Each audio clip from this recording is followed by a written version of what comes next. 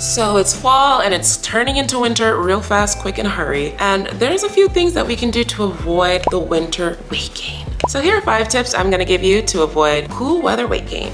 Number 1, beware of Starbucks, y'all. Beware of Dunkin'. Beware of all these fancy specialty coffee drink places. Please, please, please, because guess what? They add up so quickly. They're literally cups of sugar and they taste delicious and they're warm and they're just a drink, but those calories matter and they're usually a minimum of 300 calories, especially if you're getting a large one, which who's getting small? What's the point? What's the point if we're getting small? It's really easy to overdose on the pumpkin spice lattes, the chai matcha lattes. It's the lattes with the lattes and the milks and the sugars and the sugars and the syrups and the cold foams and the brews, especially if it's a daily habit to overdose on these sugar bomb drinks. And sometimes they ask, oh, will that be all? And then you're like, huh, will that be all?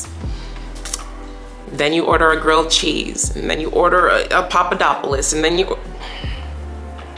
if you're looking to not only avoid cool weather weight gain, save money, make your own drink. You'll be able to customize it to your liking, to your goals. You can even add protein to your coffee. I love adding protein to my coffee and making a protein coffee shake. Put as much sugar, what kind of sugar, whether it's stevia or brown or coconut sugar, which is a low glycemic sugar. Customize how much syrup you put, how much calories go in. It's very easy to go overboard once you're stopping at these daily coffee houses and ordering over and over and over again. Do yourself a favor, save calories, save time, and save money. Do it at home. Number 2 is to create a weekly exercise schedule. What I mean by that is to schedule in your exercising like you would an appointment. Put it on the calendar and say, this is the day I'm showing up for this and this exercise. At least 30 minutes, 3 times a week at least would be ideal. But when you start scheduling your exercise, it makes it more solidified as a part of your weekly routine, more so than something you just up and decide to do at any given day. The time that you reap the benefits from exercise the most is when it's consistent. If you just decide one day that, oh yeah, today seems like a nice day to exercise,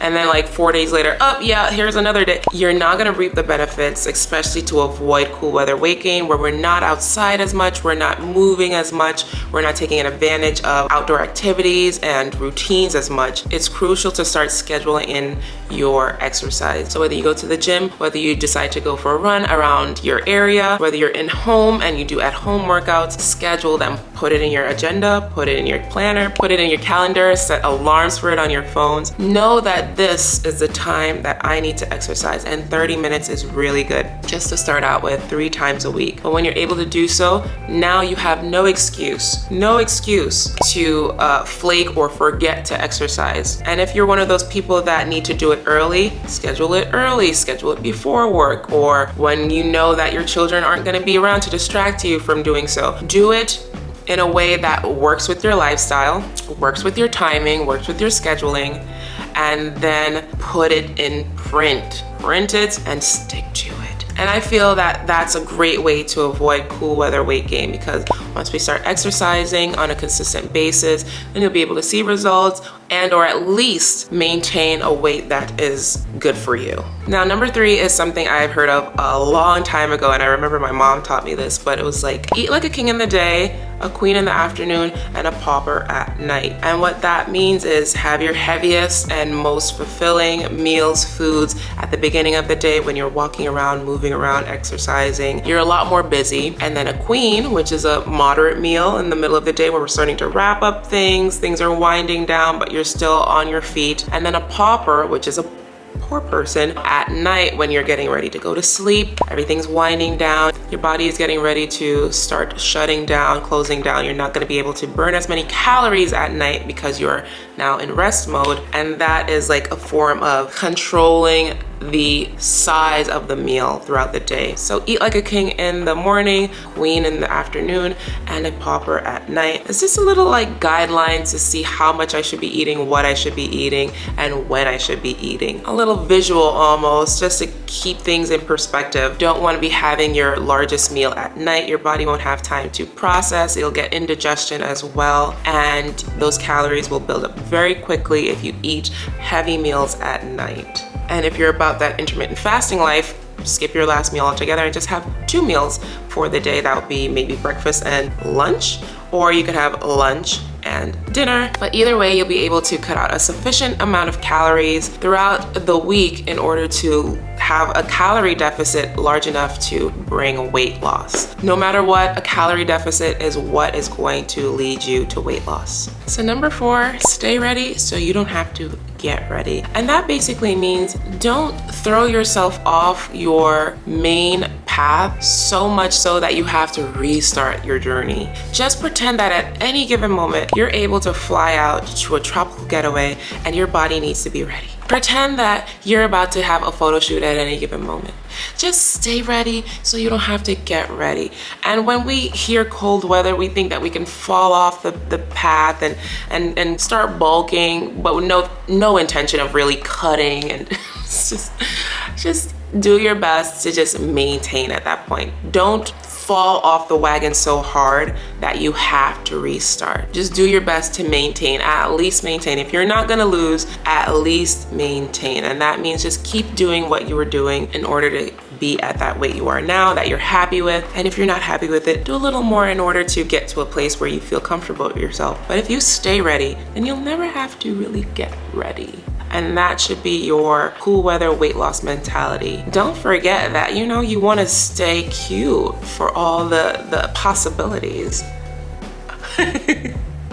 And number 5, which is a huge one, a really big one. Do not confuse thirst with hunger. It is a really big deal because, for one, we have the tendency to not drink as much water when it is cool. We don't sweat as much, we don't feel thirsty as much because we're not hot as much, and so we really slack on our water consumption. But what happens in turn is we confuse thirst with hunger. We're gonna eat more because we think we're hungry, but what it truly is a cup of water would have sufficed. I find myself having a lot more fruits when I'm thirsty, but I could have just had a cup of water and satisfied my thirst, or had an electrolyte drink. I love Element electrolytes, and if you're interested, I have a link down below, but if not, I still recommend Element because it is a premium electrolyte. I will throw an electrolyte inside a huge 32 ounce bottle of water and just chug it down throughout the day. I will save so many calories that way. I save so many calories that way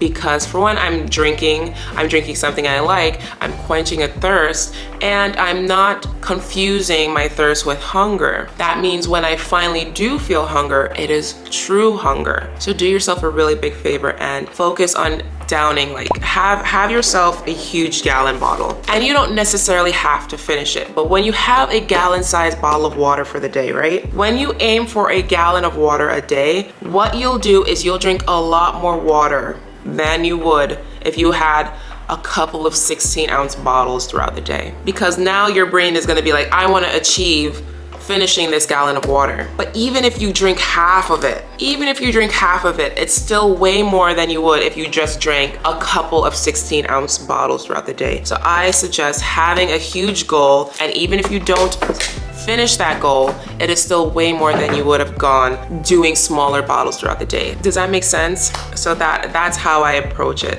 Focus on water, upping your water consumption, and especially as it's getting drier outside, your skin is gonna benefit greatly. If anything else, at least do it for the skin. Your skin is gonna get plumper, it's gonna be drier inside, the heat is gonna be on, you're gonna be taking a lot more hot water showers, plump from the inside out. Get those organs going, get your digestive tract going. All that fiber doesn't work if you're not drinking water. You'll be more regular, your urine will be clearer, you'll smell better, your hair will grow, your nails will grow, your eyelashes, your lips will be plumper. If you suffer from dry lips, it is only because you're not drinking enough water. If you have headaches throughout the day, drink more water. If you have very dry cuticles, drink your water. So there's so many things you could combat by just upping your water, but the biggest thing is expanding your waistline. Do not confuse thirst for hunger at any given point, you will sabotage your weight loss. Okay, so those are the 5 things that you can do to avoid cool weather weight gain this season. I am rooting for your success as always, and if you enjoyed this video, don't forget to hit the like button and subscribe if you want to see more. Thank you so much for watching, and I'll see you in the next one. Bye bye.